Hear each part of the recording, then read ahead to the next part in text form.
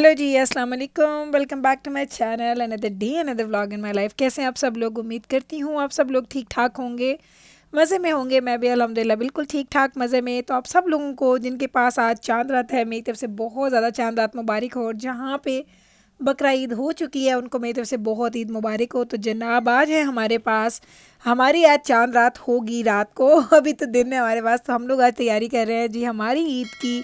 और इस दफ़ा की ईद जो हमारी है वो थोड़ी डिफरेंट होगी। कल के व्लॉग से आपको पता चलेगा नॉर्मल ईद नहीं है, रेगुलर ईद नहीं है। कल आप देखिएगा कि हम इस ईद पे क्या करने वाले हैं। तो ये सरप्राइज़ तो अगर मैं बोलती गई ना तो आधा सरप्राइज़ मैं आपको बता ही दूँगी, इसलिए मैंने अब बताना नहीं है। उसके बारे में बात नहीं करेंगे, वो तो कल जब व्लॉग आएगा आप इंशाल्लाह ताला खुद देख लेंगे कि मैं किस चीज़ के बारे में बात कर रही थी। तो बस जनाब अभी हम लोग कर रहे हैं जी तैयारियां, क्योंकि ईद से पहले आपको पता है ये सारी तैयारियां जो आपके आईब्रोज, थ्रेडिंग्स, ब्लीच करनी है, आपने घर को क्लीन करना है, या आपने बच्चों के हेयर कट्स करने हैं। मिकाइल का मैंने हेयर कट कल कर दिया था तो वो डन हो चुका है, वो मैंने उस फिल्म नहीं किया था। मिकाइल डन हो चुका है। बैब्रस को मैंने आज लेके जाना है, आपको दिखाती हूँ बैब्रस ने किधर जाना है। बैब्रस को आज मैं लेके जाऊँगी उसकी अपॉइंटमेंट पे। और उसके अलावा क्या करना है, बस घर की क्लीनिंग वगैरह है और वही कपड़े वगैरह निकालेंगे, आयरन शायरन करेंगे। और फिर आपको कल इंशाल्लाह ताला पता चल जाएगा कि हमारी ये ईद हम किस तरीके से डिफरेंटली सेलिब्रेट कर रहे हैं। तो जनाब आप लोगों ने, काफ़ी लोगों ने मुझसे पूछा क्या है गुल, आपने कभी बताया ही नहीं कि आप लोग कुर्बानी कहाँ करते हैं पाकिस्तान में। कैसे, तो पता है आप सब लोगों को कि जानवर लोग ख़रीदते हैं और कुर्बानियाँ होती हैं। कनाडा में ईद कैसे मनाई जाती है आपने ये कभी नहीं बताया, तो चलें आज मैं आपको बताती हूँ। तो वो तो मैं आपको बताती हूँ। उससे पहले ये जाना के लिए जो मैं लेके आई थी वॉच का बैंड, ये मैं उसको दे रही थी। मैंने कहा चलो इसको तुम यूज़ कर लो, कल ईद है तो तुम्हारे पास ये, चलो अपना चेंज करो। उसका भी मैं आपको दिखाती हूँ। ओल्ड वाला इतना गंदा हो गया ना, और अभी फिर वाइट मिला है। मेरा दिल तो कर रहा था उसका चेंज करवा दूँ, लेकिन देखते हैं चेंज होता है कि नहीं होता। तो जनाब मैं आपको बताती हूँ कि कनाडा में ईद, बकरा ईद कैसे होती है। बकरा ईद में ये होता है कि आपको पता है पाकिस्तान में तो नॉर्मली आप जानवर ख़रीदते हैं, उसकी कुर्बानी होती है। कनाडा में आप ऐसा नहीं कर सकते। कनाडा में दो या तीन तीन ऑप्शन हैं। चलिए मैं आपको तीन ऑप्शंस के बारे में बताती हूँ। पहली ऑप्शन है कि आप जहाँ से भी अपना हलाल मीट आप लोग बाय करते हैं, जो बुच्चर शॉप्स होती हैं वहाँ पे जाते हैं। तकरीबन 10-15 दिन पहले, महीना पहले, हफ्ता पहले, कुछ दिन पहले आप जाते हैं वहाँ पे। आप उनको ऑर्डर दे देते हैं कि हमें एक बकरे की कुर्बानी करनी है या हमें गाय में हिस्सा डालना है, तो उतने पैसे आप उनको दे देते हैं। आप जानवर नहीं देखते, आपको पता नहीं चलता आपका कौन सा जानवर है कौन सा नहीं। वो आपको रसीद दे देते हैं और आपको बोलते हैं कि अपना फ़ोन नंबर छोड़ के जाएं। आपका जानवर पहले दिन आएगा, दूसरे दिन आएगा, तीसरे दिन आएगा, कभी कभी चौथे दिन भी आता है जी कुर्बानी का जानवर। जिस दिन आपका जानवर आएगा हम आपको कॉल करेंगे, आप आएंगे अपना जानवर लेके चले जाएंगे। वो भी हमसे पूछ सकते हैं इस तरीके से कि आपको पूरा मीट इकट्ठा चाहिए, आप खुद उनके पैकेट्स बनाएंगे। या जिस तरह मैंने कुछ लोगों को देखा, वो क्या करते हैं, वो बता देते हैं उनको कि हमें हाफ़ केजी का पैकेट बना के दे दे, 1 किलो का पैकेट बना के दे दें। तो इस तरीके से पैकेट होते हैं, जाके आप उनको उठा के लेके आते हैं। एक तो ऑप्शन हो गई ये, उसमें बस आप पैसे देते हैं और आपका जो बुचर है वो आपको दे देता है जी कॉल कि आपका जानवर आ गया है, अब आप आके ले जाएं। तो आप वो कटा कटाया गोश्त जाके लेके आते हैं, फिर आप उसको बांट देते हैं। सेकंड ऑप्शन क्या है? सेकंड ऑप्शन ये है कि यहाँ पे बहुत कम ऐसे फार्म हाउसेज हैं जहाँ पे एनिमल्स होते हैं।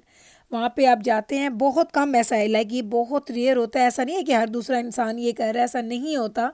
नॉर्मली तो लोग ऑप्शन वन पे ही जाते हैं, लेकिन ऑप्शन टू में ये होता है कि कोई आप किसी को जानते हो कि जिनके पास कोई फार्म हाउस है जहाँ पे उनके पास एनिमल्स हैं, तो वहाँ से आप एनिमल ख़रीदते हैं, खुद जाके ज़िबा करते हैं और ख़ुद उसको ये लेके आते हैं। तो ये पूरा प्रोसेस आपको करना पड़ता है। ये है जी ऑप्शन नंबर टू, जो कि हम लोगों ने आज तक कभी भी अवेल नहीं की। मे भी कभी फ्यूचर में करें, लेकिन अभी तक नहीं की। फिर आती है जी ऑप्शन नंबर थ्री। तो ऑप्शन नंबर थ्री ये है कि आप पाकिस्तान पैसे भेज दें और वहाँ पे आप अपने नाम की कुर्बानी करवा लें। तो हम लोग हमेशा ऑप्शन थ्री पे जाते हैं। वो इसलिए कि हमें पता है कि हम यहाँ पे, अगर मिसाल है कि अगर हम यहाँ पे कुर्बानी करवाते भी हैं ना, तो हमें क्या होगा कि वो कुर्बानी हम लोग जब करवाएंगे तो उसका मीट का एक हिस्सा तो हम दे देंगे अपने फ्रेंड्स में, एक हिस्सा हम खुद रखेंगे या ना अपने फ्रेंड्स को दे, वो अलग बात है। जो तीसरा उसका हिस्सा है जो गरीबों का है, वो आप किसको देंगे?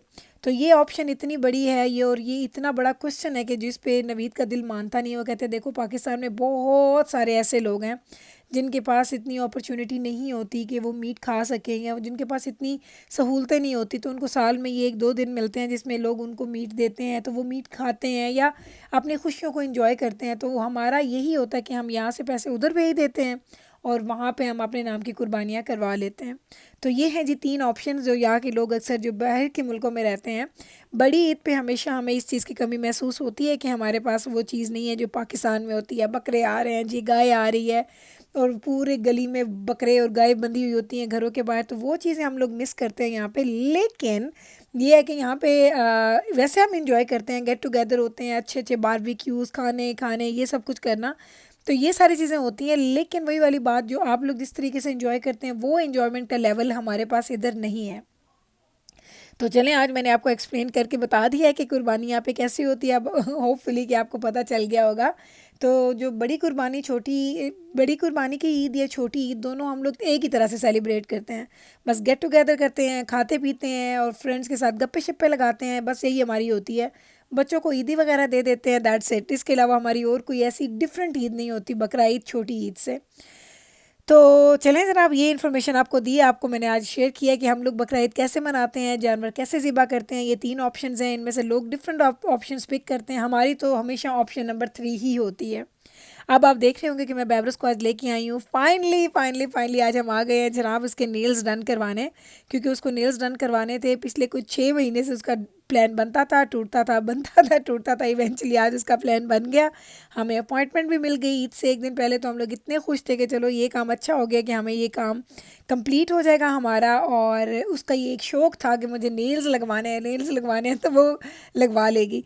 बल्कि ये जो लेडी कह रही थी ना, उसके नेल जो नेल टेक थी, वो कह रही थी कि आपको एवरी मंथ आना पड़ेगा और इसको आपको दोबारा से हम इसको रीफ़िल कर देंगे। मैंने कहा ये नेल्स भी रीफ़िल होते हैं, मुझे ये नहीं पता था, क्योंकि मैंने आज तक ना अपने नेल्स करवाए हैं ना बच्चियों के नेल्स करवाए हैं। लेकिन जब बेबरस का जब मैंने फ़ाइनल रिज़ल्ट देखा ना, तो मुझे वाकई अच्छे लगे। लेकिन वो एक आपको डिफरेंट लगते हैं। बेबरस के नेल्स हमेशा से छोटे रहे, उसने कभी बड़े नेल्स नहीं रखे, तो उसके हाथ मुझे एकदम से बड़े बड़े लग रहे थे, किसी बड़े जैसे मेरे हाथ हैं। और मैं उसे कही थी कि इतना डिफरेंस आया तुम्हारे हाथों में, बहुत ज़्यादा डिफरेंस आया है।